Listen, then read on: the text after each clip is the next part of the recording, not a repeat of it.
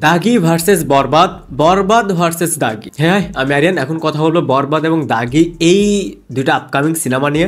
প্রথমত একটা বিষয় ক্লিয়ার করে নেই, এই ভিডিওতে কোনোভাবেই শাকিব খানের সাথে নিশোকে নিয়ে কম্পেয়ার, নিশোর সাথে শাকিব খানকে নিয়ে কম্পেয়ার, এরকম কোনো কিছুই এই ভিডিওর টপিক নয়। যদি আপনি সেটা পার্সোনালি নেন, নিজে ভেবে নেন যে শাকিব খানের সাথে আফরান নিশোকে কম্পেয়ার করা হচ্ছে বা আফরান নিশোর সাথে শাকিব খানকে কম্পেয়ার করা হচ্ছে, তাহলে আপনি নিজ দায়িত্বে সেই বিষয়টা নিজেই জটিল করে ভাবছেন বা দেখছেন বা তৈরি করে নিচ্ছেন। শুধুমাত্র এটা নিয়ে আলোচনা হবে এই দুইটা সিনেমার একটা হেলদি কম্পিটিশন এবং এই দুইটা সিনেমার লুক নিয়ে। যদিও দাগি সিনেমার অফিসিয়াল কোনো লুক, ফার্স্ট লুক পোস্টার এরকম কোনো কিছু ড্রপ করেনি, বাট কিছুদিন আগে আফরান নিশো কিন্তু তার সোশ্যাল মিডিয়ার প্ল্যাটফর্ম থেকে কিছু লুক শেয়ার করে অ্যান্ড সেই লোকেই কিন্তু আফরান নিশোকে দেখা যাবে দাগি সিনেমায়। সো আমি সেই সময় সেই লুকগুলো নিয়ে কথা বলিনি, কারণ আমি অপেক্ষায় ছিলাম বরবাদের ফার্স্ট লুকে, যে বরবাদের যখন ফার্স্ট লুক আসবে তখন এই দুইটা নিয়ে কথা বলা যাবে। সো বরবাদ সিনেমার ফার্স্ট লুক কিন্তু আজকে ড্রপ করেছে এবং ফার্স্ট লুকটা কিন্তু ছিল মারাত্মক। সেখানে শাকিব খানের লুক, তার স্টাইল, তার সেই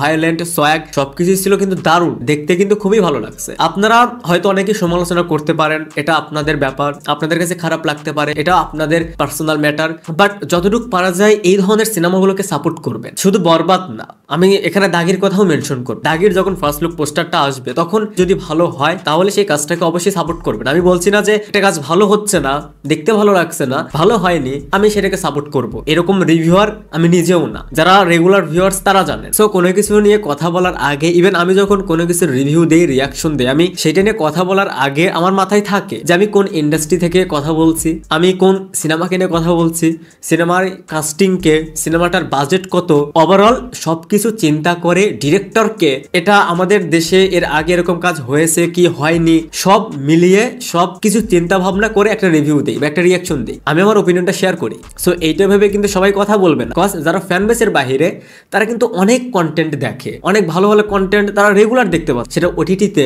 সো তারা যখন এত কন্টেন্ট রেগুলার দেখতে পাচ্ছে, সো তারা খুব সহজে একটা বাংলা সিনেমা দেখে কিন্তু বলতে পারবে না যে এটা আমার কাছে খুব খুব ভালো লেগেছে বা এটা আমি ফার্স্ট টাইম দেখলাম। সো তারা একটা কথা বলার আগে তারা কিন্তু সেটা ভাববে না, তারা কিন্তু এটা ভাববে আমি রিসেন্ট টাইমে এর থেকে বেটার সিনেমা দেখেছি, এর থেকে বেটার ফার্স্ট লুক আমি এর আগে অনেকবার দেখেছি, এর আগে আমি এর থেকে ভালো সিনেমা দেখেছি। বাট সে কিন্তু আমরা যেটা ভেবে কথা বলি সেটা কিন্তু সে তখন ভাববে না, সেটা ভাবার বিষয় কিন্তু তার নয়। এটা কিন্তু সত্য কথা, এই দোষটা কিন্তু আপনি তাকে দিতে পারবেন না, সেই অডিয়েন্সকে দিতে পারবেন না, সে কেন দায়টা নিবে। বাট এর পরেও যদি একটা কাজ দেখেন যে না ঠিকঠাক হচ্ছে বা ভালো কিছু হতে পারে, তখন সেই কাজটা নিয়ে সমালোচনা আপনি করতে পারেন, সেটা ঘটনমূলক। বাট এমন ভাবেও সমালোচনাটা করবেন না যেটার কারণে যতটুকু এগিয়ে যাচ্ছে ইন্ডাস্ট্রি সেখান থেকে আবার পিছিয়ে না পড়ে। আমি বলছি না যে খারাপকে ভালো বলবেন, এটা কখনোই বলবেন না, বাট ভালোকে ভালো বলবেন। কিছু বিষয় যদি আপনি ভাবতে পারেন আমাদের ইন্ডাস্ট্রি অনুযায়ী, তাহলে আপনি খুব সহজেই বুঝতে পারবেন যে কোনটাকে ভালো বলতে হবে আর কোনটাকে খারাপ বলতে হবে। তো যাই হোক, টপিকে আসি। বরবাদের ফার্স্ট লুক বেশ ভালো ছিল।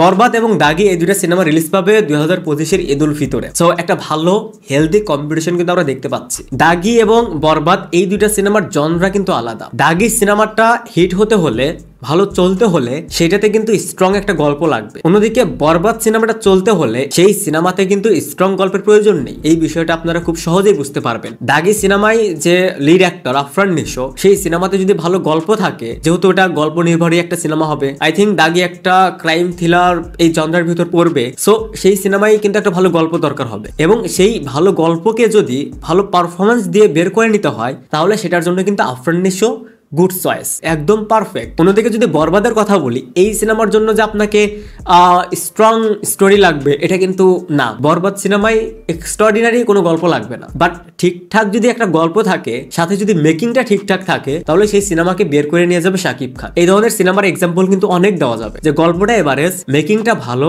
সাথে রয়েছে সুপারস্টার, সিনেমাটা বক্স অফিসে হিট বা সুপার হিট। বাট এটা কিন্তু দাগির ক্ষেত্রে হবে না, কারণ দাগি যে জনরার সিনেমা, এটা একটা আমি যেটা বললাম আই থিঙ্ক ক্রাইম থ্রিলার এই জনরার ভিতর পড়বে। এখানে কিন্তু কোনোভাবে দাগিকে ছোট করা হচ্ছে না। দাগি সিনেমায় যেটা প্রয়োজন হবে সেটা হচ্ছে গল্প।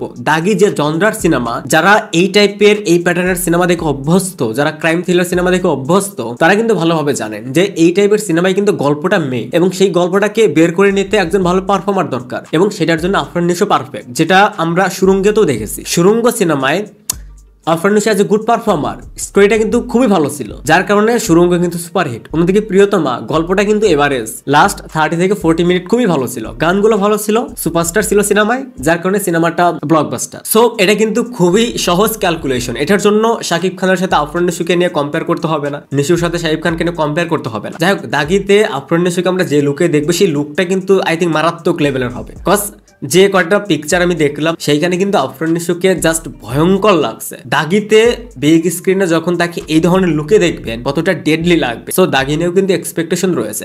এদিকে বরবাদের ফার্স্ট লুকটা যেহেতু অনেকের কাছে ভালো লেগেছে, সো পরবর্তীতে আরো যে সিনেমাগুলো আসবে আই মিন ঈদের রিলিজের জন্য তাদের মাথায় কিন্তু এটা থাকবে, এই সিনেমার যে লুকটা ছিল ফার্স্ট লুক সেটা থেকে যেন আমারটা আরো বেটার হয়। সো এই যে একটা হেলদি কম্পিটিশন, আমি যদি ভুল না করি অল্প কিছুদিনের মধ্যেই দেখবেন দাগির একটা ফার্স্ট লুক তারা দিয়ে দিবে। সো এই হেলদি কম্পিটিশনটা হচ্ছে ইন্ডাস্ট্রিতে দরকার, যেটার অভাবের কারণেই সিনেমাগুলো খুব একটা চলে না, হাইপ ক্রিয়েট হয় না। মিলিয়ে নিবেন এই দুইটা সিনেমাকে নিয়ে ভালো একটা হাইপ ক্রিয়েট হবে। বরবাদ নিয়ে অনেক বেশি হাইপ থাকবে কারণ সেখানে সুপারস্টার রয়েছে, বাট এভাবে যদি হেলদি একটা কম্পিটিশন চলতে থাকে তাহলে দেখবেন যে এই দুটো সিনেমাই দেখা যাবে যে বরবাদ ব্লকবাস্টার হচ্ছে, দাগি অন্যদিকে সুপারহিট হচ্ছে। ঘুরে ফিরে লাভটা কিন্তু ইন্ডাস্ট্রির, লাভটা কিন্তু দুটা সিনেমার। সো এই ছিল ওভারঅল বিষয়টা নিয়ে আমার ওপিনিয়ন।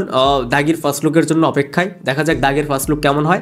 আপনাদের কাছে বরবাদের ফার্স্ট লুক কেমন লেগেছে এবং দাগির জন্য আপনারা কতটা এক্সাইটেড সেটা অবশ্যই কমেন্টসে জানাবেন। বাই।